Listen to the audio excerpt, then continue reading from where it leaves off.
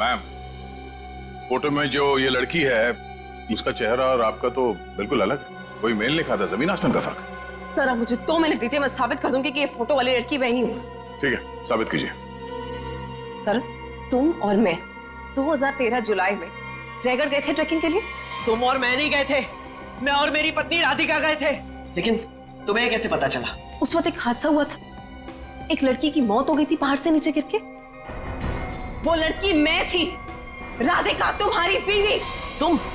मैं पहाड़ से नीचे गिर गई थी, तुमने तो मुझे ढूंढने तक की कोशिश नहीं की थी। ढूंढा था, करण ने खुद मुझे बताया था। जी, इन्होंने बोला और आपने मान लिया। सर, मैंने अपनी पत्नी को ढूंढने की बहुत कोशिश की, दिन रात कोशिश की, लेकिन मुझे उसकी लाश तक नहीं मिली। कैसे मिलती तुम्हें उसकी लाश? हाँ, मैं मरी नहीं थी, मैं जिंदा थी और तुम्हारे सामने खड़ी हूँ। सर ये फिर से झूठ बोल रही है सर। एक मिनट, जब आप पहाड़ से गिरी तो फिर तो बच कैसे गई? क्योंकि कुछ सांसें बची थी मेरे अंदर। आपको पता है 2 साल लगे थे मेरी हड्डियां छोड़ने में, पूरा चेहरा खराब हो गया था मेरा। वो तो शुक्र है डॉक्टर पुनीत का, जिन्होंने मुझे नया चेहरा दिया। लेकिन शादी को देखिए, अभी तक मारने को तैयार नहीं कि मैं इसकी बीवी हूँ। सर झूठ बोल रही है, ये बेकार की कहानियां बना रही है, ढोंग कर रही है। क्यों झूठ बोल रही हो? क्या करूं मैं? कहां खींच के दिखाऊं कि मैं तुम्हारी बीवी हूं? तुम्हें जो करना जाके करो, जिससे पता करना जाके करो। मैं क्यों करूं? सच क्या है और झूठ कौन बोल रहा है वो भी सामने आ जाएगा।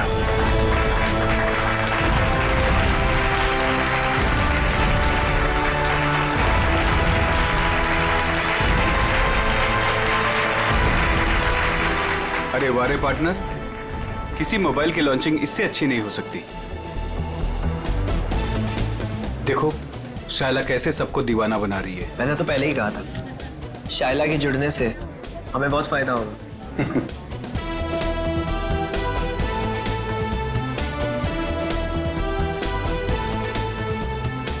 Thank you, thank you, thank you. Global mobile के नए फोन के लॉन्च पर आप सभी का स्वागत है। उम्मीद है आप सभी को बहुत मजा आ रहा होगा और आप मीडिया वालों की बेसब्री को मैं समझ सकता हूँ। आपके सवालों का जवाब देने आ रहे हैं हमारे ग्लोबल मोबाइल के सीईओ मिस्टर करण।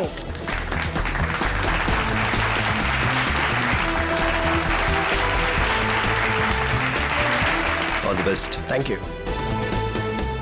एवरीवन। आप लोग अपना कीमती वक्त निकाल कर यहाँ आए, इसके लिए आप सभी का बहुत बहुत शुक्रिया। Thank you. आज मैं बहुत खुश हूं क्योंकि आज मैं आप सबको अपनी कंपनी का वो मोबाइल देने जा रहा हूं जो आपकी रोजमर्रा की जिंदगी को और भी आसान कर देगा। जोरदार तालियों से स्वागत कीजिए टेक्नोलॉजी के नए आविष्कार का, my new phone global mobile X4।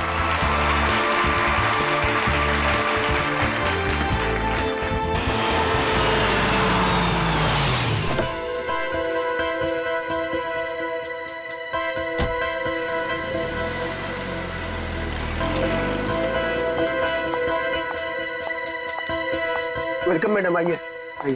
Function कहाँ चल रहा है? हॉल नंबर 1 में। ओके। क्या ये बात सच है कि आपका मोबाइल बाकी मोबाइल की तुलना में बेहतरीन बैटरी लाइफ और परफॉर्मेंस देंगे? अभी जो हमने सॉफ्टवेयर का इस्तेमाल किया है वो बहुत ही एडवांस्ड है और ये हमारे फोन को एक नया करण! करण? करण? करण? करण? ये कौन है मामा जी? पता नहीं। मैं तुम्हें देखिए कितनी खुश हूँ करण, मैं कितना परेशान हो गई थी। I'm so happy to see you. Excuse me, छोड़िए, कौन है आप? क्या बदतमीजी है? मुझे लगा तुम मुझे पहचान लोगे और ये आप क्या लगा रखा है? हाँ, मुझे मेरे नाम से बुलाओ ना। मुझे पता भी नहीं कि तुम कौन हो, तो तुम्हारा नाम कैसे पता चलेगा मुझे? तुमने अपना एड्रेस बदल दिया, अपना फोन नंबर बदल दिया, फिर भी मैंने तुम्हें ढूंढ निकाला। 2 साल इंतजार किया है मेरे कारण। 2 साल? Hey, no photographs, नीचे खींचिए। No camera please, please. Please. अब मैं समझा, तुम्हें जरूर किसी और मोबाइल कंपनी ने भेजा है हमारे इस फंक्शन को खराब करने के लिए, राइट? ये क्या कह रहे हो तुम? हाँ, सही कह रहा हूं मैं। इतनी घटिया हरकत करने के लिए कितने पैसे मिले तुम? बस बहुत बोल दिया तुमने। हाँ, बहुत अपमान कर दिया तुमने मेरा। तुम्हें जानना है ना कि मैं कौन हूं? हाँ। मैं तुम्हारी बीवी हूं, राधिका। कुछ याद आया? बस बहुत हो गया। एक शब्द भी बोला ना, और सिक्योरिटी को बुला के तुम्हें धक्के मार के यहाँ से बाहर निकाल दूंगा मैं। सिक्योरिटी! धमकी किसको दे रहे हो तुम? हाँ, जिसको जाके बोलना है ना बोलो जाके। साथ फेर ली मैंने तुम्हारे साथ, शादी की है मैंने तुमसे। इनफ! बहुत बोल लिया यार तुमने। करण बेटा शांत हो जाओ। इस रिश्ते के बीच में अब और कोई नहीं आएगा। करण रुको।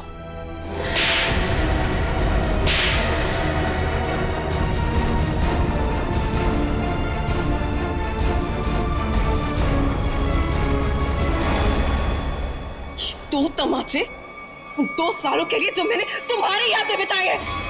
तुमने मुझे थप्पड़ मारा। मुझसे दुश्मनी बहुत महंगी पड़ेगी। पता है मैं कौन हूँ? पता है तुमने किससे दुश्मनी मोल ली है? अपने पति से। मैं तुम्हारा पति नहीं हूँ। अगर मैं तुम्हारा पति हूँ ना, तो सबूत बताओ। अच्छा, तू देते हैं ना सब। उतारो अपने कपड़े। What? तुम्हारी पीठ पे 2 काले तिल, और ये बात हमारी पत्नी के अलावा तो किसी और को नहीं पता होगी ना। उतारो। मिस्टर करण, क्या ये मैडम सच कह रहे हैं? क्या वाकई आपकी पीठ पे तिल है? देखिए, मैं आपके बेकार के सवाल का जवाब देना जरूरी नहीं समझता, और मुझे अपने आप को साबित करने की कोई जरूरत नहीं है। You get it? और तुम जिसकी पत्नी हो ना, जाके उसके कपड़े उतरवाओ। Just stop! करण रोको! करण रुक जाओ, मुझसे बुरा कोई नहीं होगा। मैं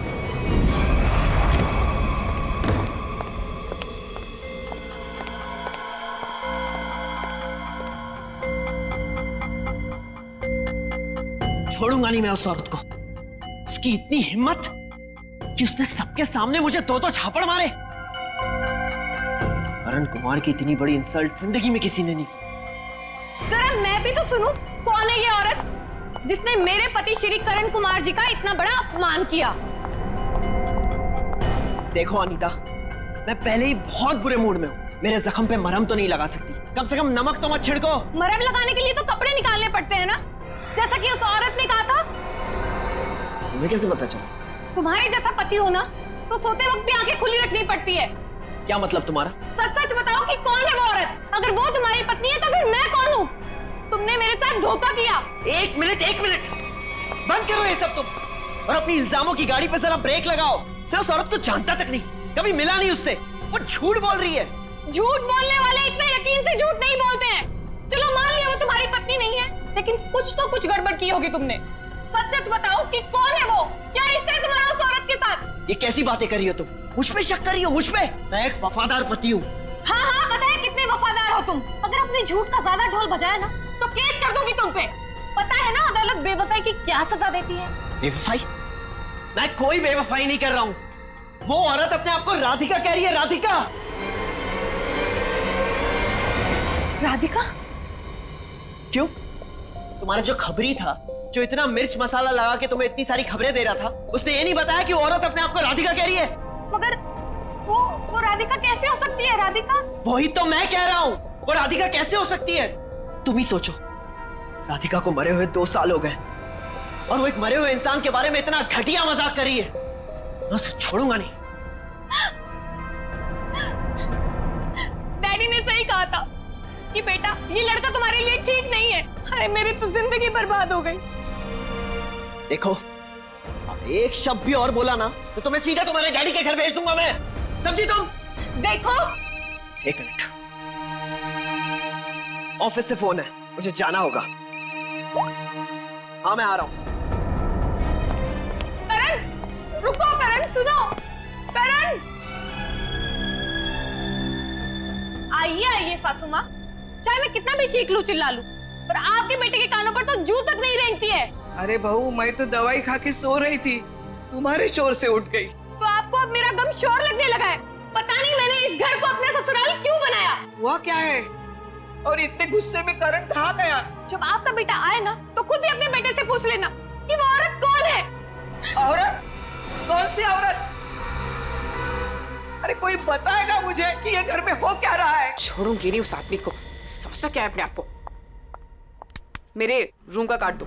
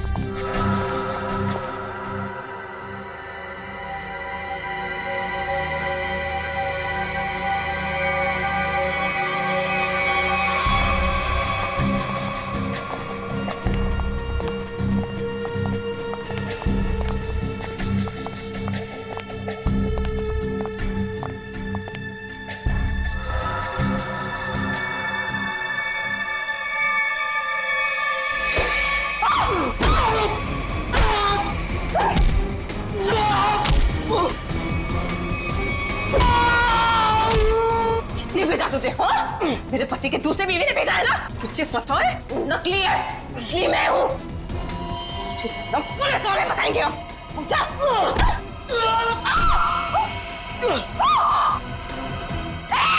भागता कहाँ है? रुक!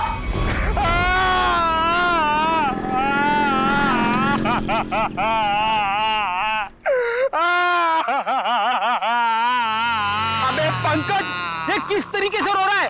कम से कम रोने का तरीका तो सुरीला होना चाहिए, इतना बेसुरा नहीं। अरे मैं रो रहा हूँ, कोई रियाज नहीं कर रहा हूँ जो मुझे सुर ताल और ये सब सिखा रहे हो।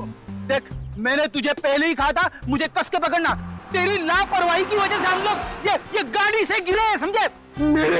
मेरी लापरवाही खुद को बाइक चलाने आती नहीं है, मुझे गिरा दिया, मेरी टांग तोड़ दी और बोल रहे मेरी लापरवाही।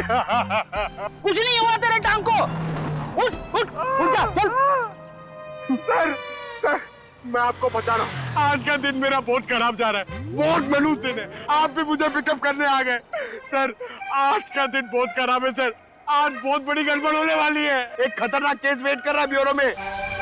ओके मैडम, आपकी हिम्मत की तारीफ करनी होगी। आप उस मुजरिम से बिल्कुल डरी नहीं और डट के सामना किया उसका। सब पुलिस रिकॉर्ड में आपको कुछ भी मिला उसके बारे में? जी नहीं, उसने इससे पहले कोई जुर्म नहीं किया था। और इसीलिए उस तक पहुंचने के लिए हमें आपसे कुछ सवाल करने होंगे। जी पूछिए। आप उसके बारे में कुछ और बता सकती हैं? नहीं सर, मुझे कुछ भी याद नहीं है, बल्कि मैंने वो होटल वालों से भी पूछा था, उन्होंने बोला कि उन्होंने किसी को आते जाते हुए नहीं देखा। अच्छा, आपको किसी पे शक है? एक ही तो इंसान है जिसको मेरी जिंदगी से ज्यादा मेरी मौत प्यारी है। कौन? वही मेरा पति करण।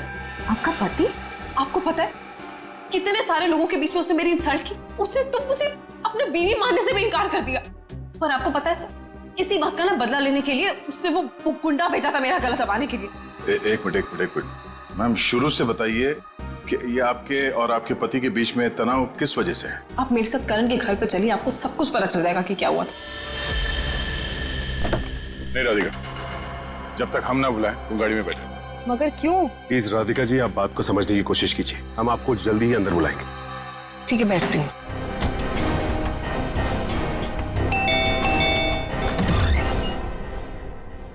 जी, आप लोग? सीआईडी।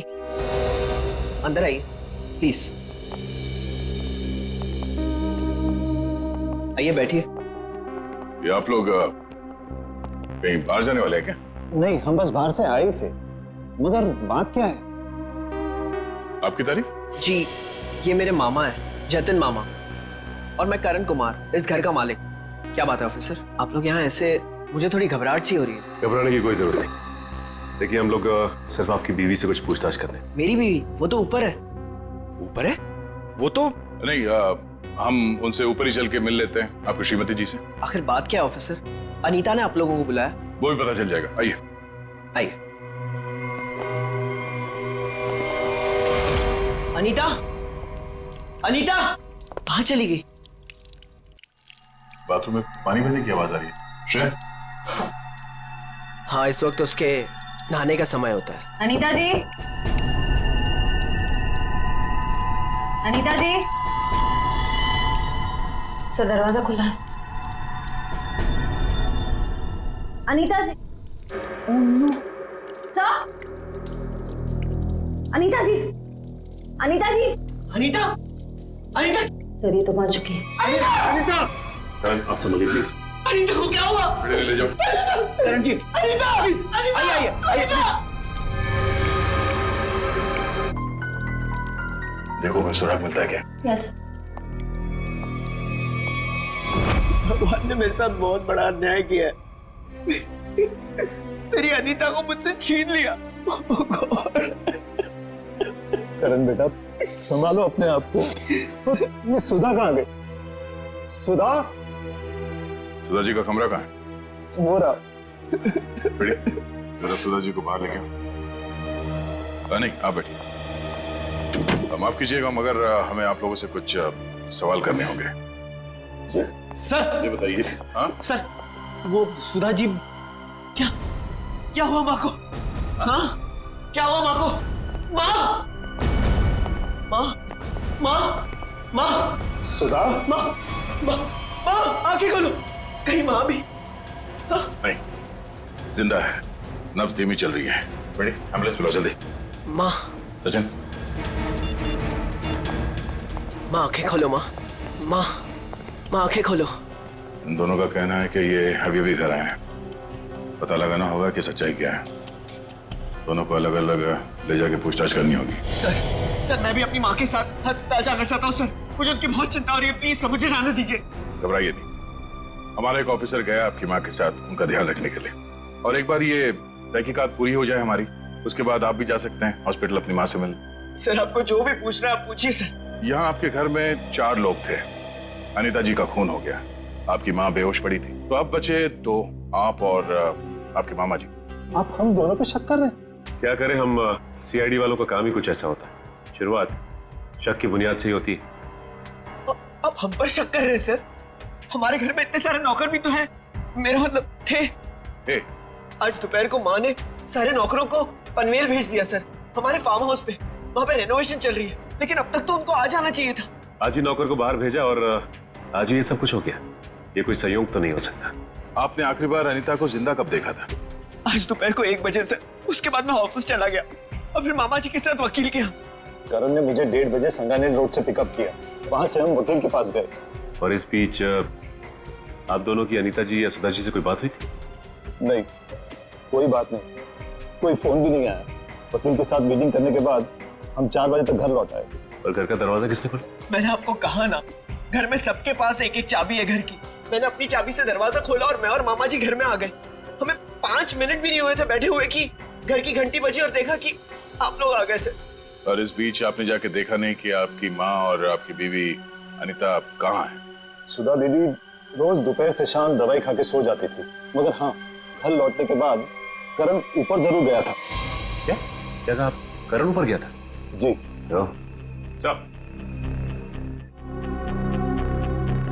सचिन जी का कहना है कि करण आते ही सबसे पहले ऊपर सीढ़ियों पे गया।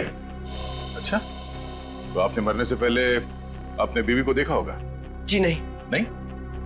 तो मामा जी झूठ बोल रहे? नहीं तो मैंने ऐसा तो नहीं कहा था ना। मैं ऊपर जा रहा था, लेकिन कमरे तक पहुंचने से पहले मेरा फोन बजने लगा। ऊपर नेटवर्क का प्रॉब्लम है, इसलिए मैं वापस नीचे आ गया। पता नहीं क्यों चाहकर भी हमें यकीन नहीं हो रहा आप दोनों के बयान पर। ऐसे लग रहा है कि हम लोग कोई कहानी सुन रहे हैं, एक मन घड़ंत रची हुई कहानी। अरे सर प्लीज, हमारे साथ इतना बड़ा हादसा हुआ है और हमें हमदर्दी दिखाने के बजाय आप हम पे ही शक कर रहे हैं। हमदर्दी से ज्यादा जरूरी हमारे लिए अनीता को इंसाफ दिलाना है, उसके खूनी को फांसी के फंदे तक पहुंचाना है। अब उस मुजरिम को पकड़िए सर, क्या पता कल को वो मामा जी या मुझे मार दे। सर ऊपर बाथरूम में ये हरा पाउडर मिला, इसके अलावा और कोई खास सबूत हाथ में ही आया है। आप कुछ बता सकते हैं इस पाउडर के बारे में? क्या है ये? नहीं सर, इससे पहले इस पाउडर को मैंने बाथरूम में कभी नहीं देखा। कोई बात नहीं, हम पता कर लेंगे। पंकज, टेस्टिंग के लिए भेज दो। सर मैं भी हॉस्पिटल जाना चाहता हूँ सर। सर प्लीज मुझे जाने दीजिए, मुझे अपनी माँ से मिलना है sir. Please sir, please please sir, जाने दीजिए इसे। अभी नहीं। लेकिन क्यों नहीं? आपके सारे सवाल तो खत्म हो गए ना, सिवाय एक के, और उस सवाल का नाम है राधिका। अरे ये तो वही लड़की है। ये वही है जिसने मुझे 2 थप्पड़ मारे थे। तुम्हारी हिम्मत कैसे हुई यहाँ आने की? तुम्हारे जैसे आदमी को 2 नहीं 200 थप्पड़ पड़ने चाहिए। गुंडा भेजा था ना तुमने मेरा गला दबाने के लिए? क्या बकवास कर रही हो तुम? सर मुझे लगता है यही वो है जिसने अनीता को मारा है। अब इसे गिरफ्तार कर लीजिए।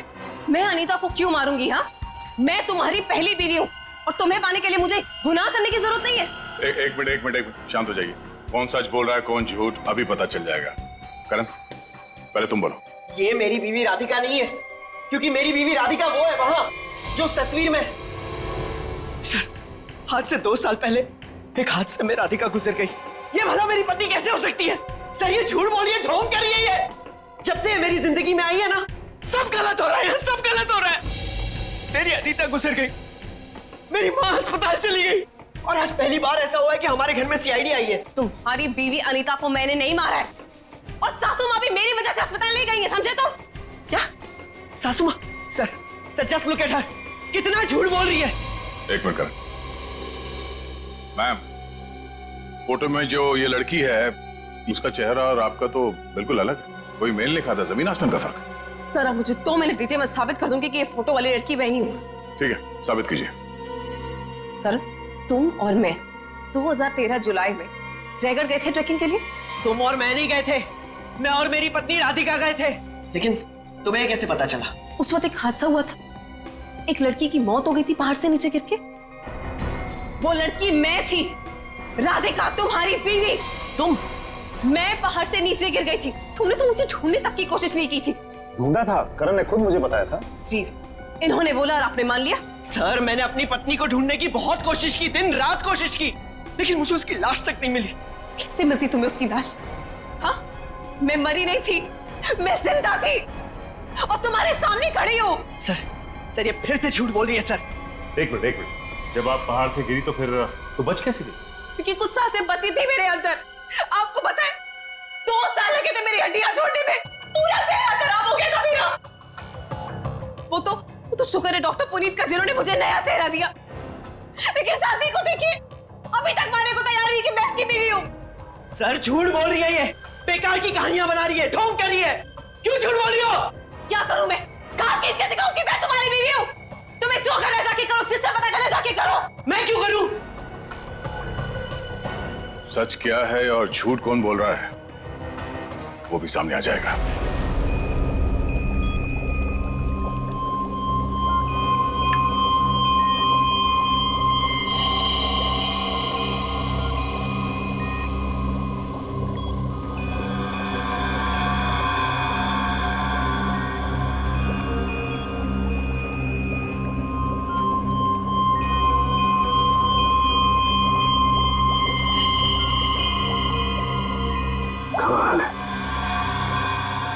होशियारी और बेवकूफी का ये अजीब सा संयोग।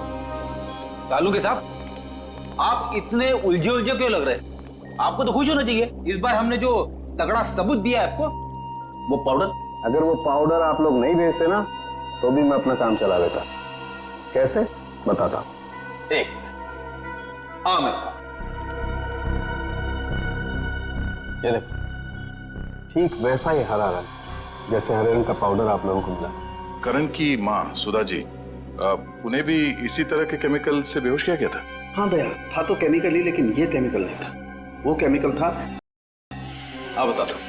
ये लाल लाल निशान उस भेजे थे। ये किस तरह का केमिकल है? ये केमिकल इंसान को पूरी जिंदगी के लिए पैरालाइज कर देता। मतलब खूनी सुधा जी को मारना नहीं चाहता था, उन्हें हमेशा के लिए अपाहिज बनाना चाहता था। लगता तो ऐसा ही। कोई आपसी दुश्मनी का मामला लगता है सर। एक को मार दिया और एक को जिंदा लाश बना दिया। क्या अनीता जिस पानी से नहा रही थी उसमें जहर था? इसलिए अनीता के मौत के बाद इस बाथरूम के और टंकी के पानी के इस्तेमाल पर रोक लगा दी गई थी। लेकिन हम सब इसी टंकी के पानी से नहाए थे, फिर हमें कुछ क्यों नहीं हुआ? इसका जवाब भी बहुत जल्द मिल जाएगा आपको। सर, मुझे तो नौकरों पे शक है।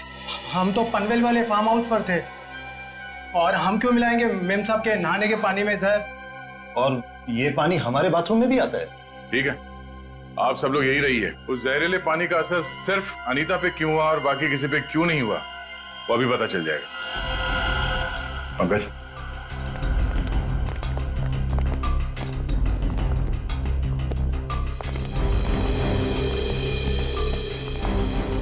बड़ी शावर को खोलो। अगर जहर पानी में है तो उस केमिकल के अवशेष इसमें जरूर मिलेंगे।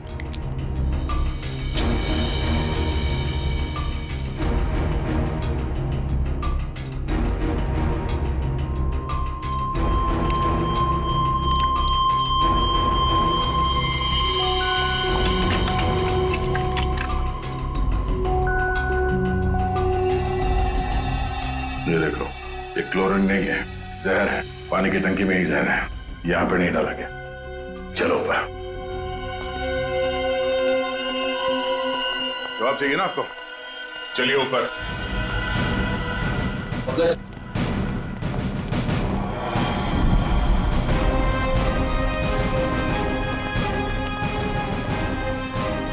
सर, ये पानी की टंकी में जहर क्यों होगा? अगर इसमें जहर होता तो हम सब जिंदा कैसे हैं? हो सकता है आप लोग कई दिनों से नहाए नहीं हो। फॉरेंसिक किट लाए हो? सर वो नीचे। प्लीज लिया। Yes sir. इस पानी की टंकी तक कोई घर वाला ही आ जा सकता है ना? हाँ, घर का कोई सदस्य या नौकर? सर, हम में से ऐसा कोई क्यों करेगा? अब ये काम तो किसी बाहर वाले का हो नहीं सकता। बाहर वाला कोई भी इतनी आसानी से आपके घर के पानी की टंकी तक कैसे पहुंचेगा? क्यों नहीं पहुंच सकता? पिछले हफ्ते एक प्लम्बर भी तो आया था यहाँ। इंटरेस्टिंग। पर आप लोगों की जानकारी के लिए बता दूं, इस जहरीले पानी का असर सिर्फ अनीता पे इसलिए हुआ क्योंकि खुदी ने वो जहर पानी में उस वक्त मिलाया जब अनीता नहाने के लिए गई। हाँ सर, ऐसा हो सकता है क्योंकि घर पे सबको पता था कि अनीता किस वक्त नहाने जाती है।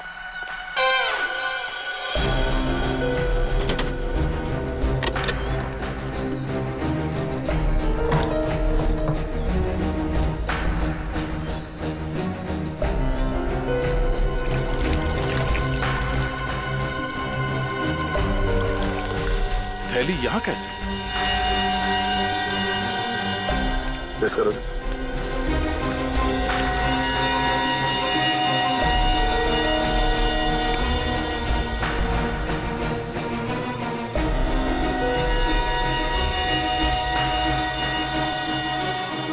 सर, पानी में जहर है। क्या? पानी में जहर है?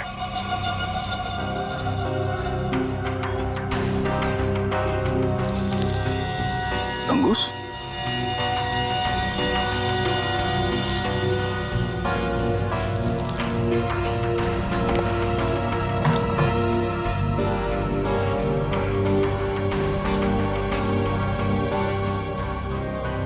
क्या कहा आपने?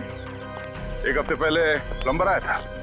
जी। लगता है उसी दौरान ये सब हुआ है। किसी ने वो जहर इस प्लास्टिक में डालकर यहाँ पे रख दिया था और उसे तंगूस से बांध के नीचे कनेक्ट किया था। और जैसे ही अनीता बाथरूम में गई नहाने के लिए, उसने तंगूस को खींचा। प्लास्टिक के अंदर जो जहर था वो पानी में घुल गया और अनीता की मौत हो गई। लेकिन सर, घर के किस सदस्य का काम है ये? कैसे पता चलेगा? बेटी, अगर किसी ने तंगूस यहां से खींचा है तो जरूर आसपास किसी न किसी ने तो देखा होगा कुछ। आसपास लोगों से पूछते हैं। क्या आसपास किसी ऐसे आदमी से पूछना होगा जो घंटों एक ही जगह पे बैठा रहता है, जैसे कोई दुकानदार, फेरी वाला, कोई बिल्डिंग का वॉचमैन।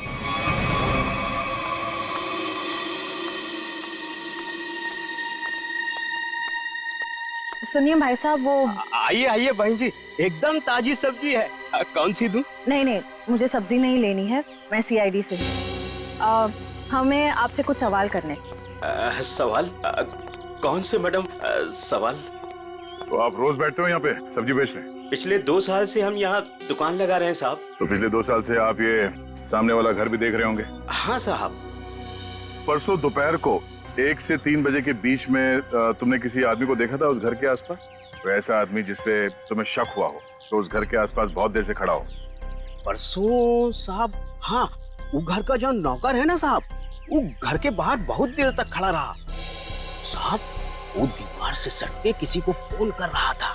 हाँ, सामने आएगा तो पहचान लोगे ना? पहचान लेंगे। गुड। पंकज सर, तो मालूम है ना क्या करना है? हाँ सर, आज वो घर पे कपड़े धोने का टर्न मेरा है और जूनियर को मेरे कुत्ते को खाना भी खिलाना था और एक काम था सर वो यार। पंकज, तुम हमेशा से इतने इंटेलिजेंट थे क्या? मैं इस केस की बात कर रहा हूँ। अरे ये सर सॉरी, थोड़ा कंफ्यूज हो गया था सर। तो जाके उस घर से नौकरों को ले आओ। और हाँ, उन्हें क्या कहना है पता है ना कि वो भी मुझे समझाना पड़ेगा। नहीं सर, पता है सर, मैं अभी लेके आता हूँ। सर, इसे अकेले क्यों भेज दिया? जरूर कुछ ना कुछ गड़बड़ करेगा ये। अच्छा, मोटर बाइक की एक्सीडेंट जैसी गड़बड़? आपको पता चल गया? सीआईडी में हूँ, बाहर की खबर रखने से पहले अंदर क्या हो रहा है ये जानना बहुत जरूरी है। इसमें मेरी गलती नहीं थी, पंकज की थी। रेडी, अभी शिकायत विकायत करना बंद करो। अच्छा पंडित, वो भाजी वाला देख रहे हो? वो वहाँ, हाँ, जिसने आपके पीवी के नहाने के पानी में जहर डाला है, वो उसे पहचानता है क्या? चलो जल्दी इधर आओ। जरा पहचान कौन है इनमें से? हाँ साहब, यही वो आदमी था साहब। एकदम तुम? अरे मुझे क्यों फंसा रहे हो? तुम्हें जरूर कोई धोखा हुआ है। कौनो धोखा नहीं हुआ साहब, ये है वो। नहीं साहब, मैं सही कह रहा हूँ साहब। इधर सब मैं सच कह रहा हूँ साहब। देख प्रीतम, हम जानते हैं कि तूने खुद ये सब नहीं किया, मगर तूने किसी के कहने पे जरूर किया है। अगर तुम हमारे साथ कोऑपरेट नहीं करोगे तो शायद फंस जाओगे, है ना? बोल। बबलू, बबलू प्लम्बर साहब, उसने 20,000 रुपए दिए थे। मैंने तो साहब तार खींच के केमिकल मिलाया था साहब, अनीता मैडम के नहाने के टाइम पर साहब, और कुछ नहीं साहब। जिस थाली में खाया उसी में छेद किया। 20,000 रुपए के लिए ईमान बेच दिया तुमने। नहीं करा। गलती हो गई साहब, गलती हो गई साहब। मुझे सजा कानून देगा। अब तो ये बता, वो प्लम्बर बबलू कहाँ मिलेगा?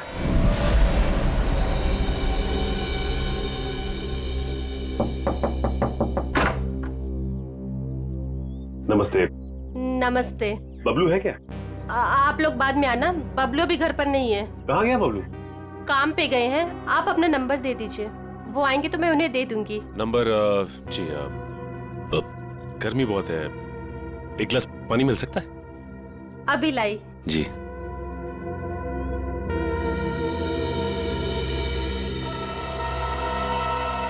ठीक है।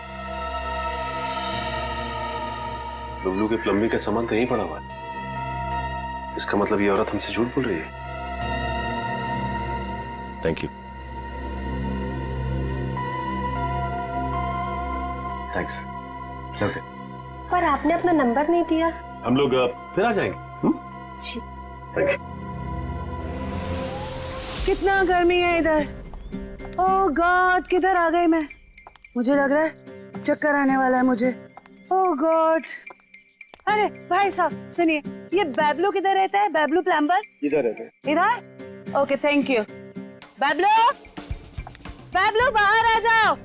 देखो बाहर आ जाओ, वरना मुझे पुलिस को बताना पड़ेगा कि तुमने मेरा बेल्जियम का पाइप और जापान का नल का चोरी किया है। बैबलू, बैबलू। आप कौन हो मेम साहब, और इस तरह से शोर क्यों मचा रहे हो? अरे कैसे शोर नहीं मचाएगा? मेरे घर में बबलू ने डाका डाला है, डाका रॉबरी किया है। 1.5 लाख का पाइप चोरी किया है मेरा इटालियन मार्बल वाला बाथरूम से, एंड 2 लाख का जापान का नल का चोरी किया है। 2 लाख का नल का? इन अमीरों के पास कितने फालतू पैसे होते उड़ाने के लिए। देखो मेरा टाइम वेस्ट नहीं करो। बबलू, लास्ट वार्निंग दे रही हूँ तुम्हें, मैं पुलिस को फोन कर रही हूँ। बबलू। मैडम, आपको जरूर कोई गलतफहमी हुई है। मैंने जापान का नलका देखा ही नहीं, तो उसे चुराऊंगा कैसे? अब तो जापान के नलके की छोड़ और जेल के नलके की सोच। सीआईडी वालों ने मेरे साथ धोखा किया, मुझ पे झूठा इल्जाम लगाया। क्या करे, कभी कभी चूहों को बिल से निकालने के लिए सीआईडी को ऐसी चालबाजियां करनी पड़ती, समझा? अब बोल, अनीता को जहर क्यों दिया?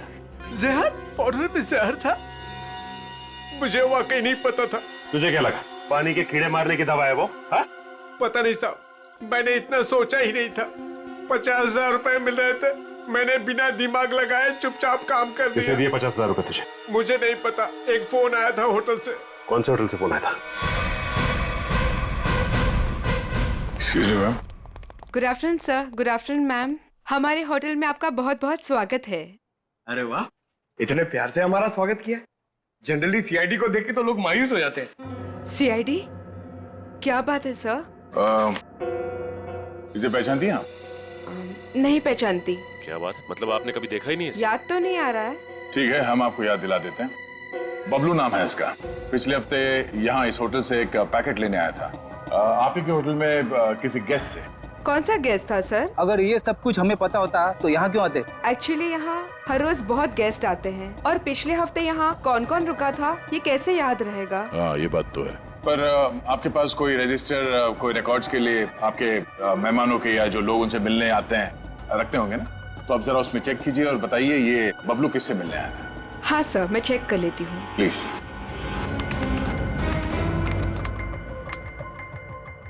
हाँ सर, मिल गया। ये 25 सितंबर की बात है। यहाँ 209 के जो गेस्ट थे उन्होंने बबलू के लिए पार्सल छोड़ा था रिसेप्शन पे। और चेकआउट कब कर गया वो? अब तक तो नहीं किया सर। मतलब वो अभी कमरे में है?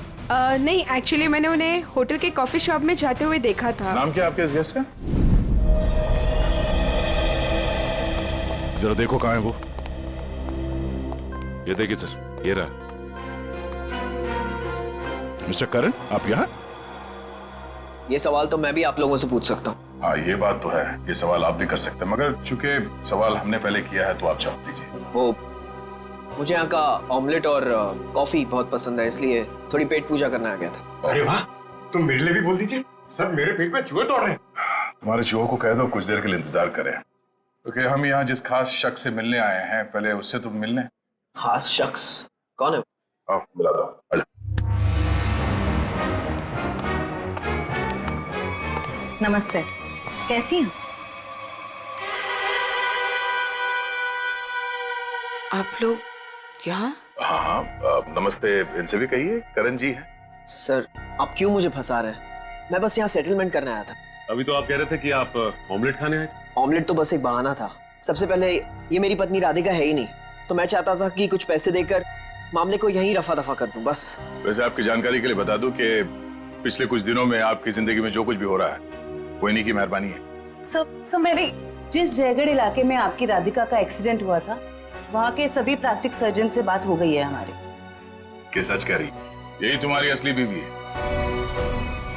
I can't believe it. यकीन हुआ तुम्हें कि मैं राधिका? यकीन तो हमें भी हो गया कि अनीता का खून, हमारे पास मदद के लिए आने का वो ड्रामा और सुधा जी के ऊपर हमला, ये सब तुम्हारी दिमाग की उपज है। सर, मैंने ये सब नहीं किया सर। आपको कोई गलतफहमी होगी सर। वैसे हम अपनी गलतफहमी दूर करने के लिए हम लोग यहाँ पे आए हैं। राधिका? क्या हुआ? राधिका? राधिका? राधिका? सही? राधिका? ओह नो, पानी में जहर दिया गया। वो बेटा किसने दिया? सर, वो उतर गया। पता है, एम्बुलेंस को फोन करो। राधिका? राधिका? Hello, ambulance?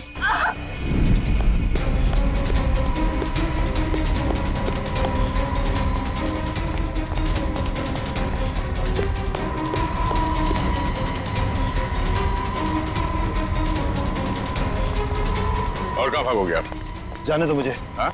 जाने दो मुझे। जाने दो मुझे। जाने दे।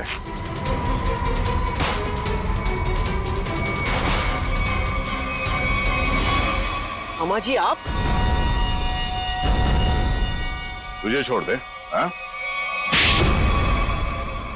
अब बोल, क्यों किया तूने ये सब? 2 साल पहले मैंने करण को राजी किया था कि वो राधिका को पहाड़ से धक्का दे दे। बुद्धि भ्रष्ट हो गई थी मेरी, दिमाग खराब हो गया था जो मैंने आपकी बात सुन ली। आगे बताओ, सुधा जी के इस हालत के जिम्मेदार तुम ही हो ना? सुधा के खाने में मैंने ही गड़बड़ की थी। और राधिका जब पहाड़ से नीचे गिरने के बाद भी नहीं मरी तो तुमने इसके दिमाग में जहर घोला। हाँ, राधिका को मोहरा बना के करण और सुधा के खिलाफ इस्तेमाल किया मैंने, और राधिका के नाम से ही बबलू के हाथों अनीता की पानी की टंकी में जहर मिलवाया था मैंने। अब ये भी बता दो कि ये सब नेक काम तुमने किस लिए किए? बदला लेना चाहता था मैं। किससे? अपनी चचेरी बहन सुधा से। 1000 लालची आदमी मरे होंगे तब जाके सुधा का जन्म हुआ होगा। शुरू से ही उसकी नजर मेरे पैसों पर थी। मेरे भोले भाले माँ बाप को बेवकूफ बनाकर उसने हमारी पूरी जायदाद पर कब्जा कर लिया था। एक एक पैसे के लिए मोहताज बना दिया था उसने मुझे। सिर्फ इतना ही नहीं, मेरे बच्चे को भी अस्पताल में मार दिया था उसने ताकि सब कुछ करण का ही बना रहे। माना कि सुधा ने बहुत गलत किया तुम्हारे साथ, मगर उसके लिए तुमने जो रास्ता चुना है वो भी सही नहीं है। बदले की भावना ने मेरे जमीर को अंधा बना दिया था। मेरा तो सिर्फ एक ही मकसद था, इस परिवार का नामो निशान मिटा देना। मामा जी, मैं कभी सपने में भी नहीं सोच सकता था कि आपके दिल में इतना जहर होगा। जब दिल में जहर भरा होता है तो उसका अंजाम भी जहरीला ही होता है। सुधा ने जो किया उसकी सजा तो तुमने उसे दे दी। अब करण और तुम्हारा इंसाफ अदालत करेगी।